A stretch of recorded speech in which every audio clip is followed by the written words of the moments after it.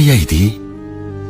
ఒక మనిషిని ఆరాధిస్తే ఇంతలా ఆరాధిస్తారా? మీరే అన్నారు కదా సార్, మేమంతా సెంటిమెంటల్ ఫూల్స్ అని. మా తెలుగు ప్రజలు ఎవరి మీద అంత త్వరగా అభిమానం పెంచుకోరు. కానీ ఒక్కసారి పెంచుకుంటే చనిపోయే వరకు వదిలిపెట్టారు. నాకొక్కసారి అతన్ని చూడాలనుంది.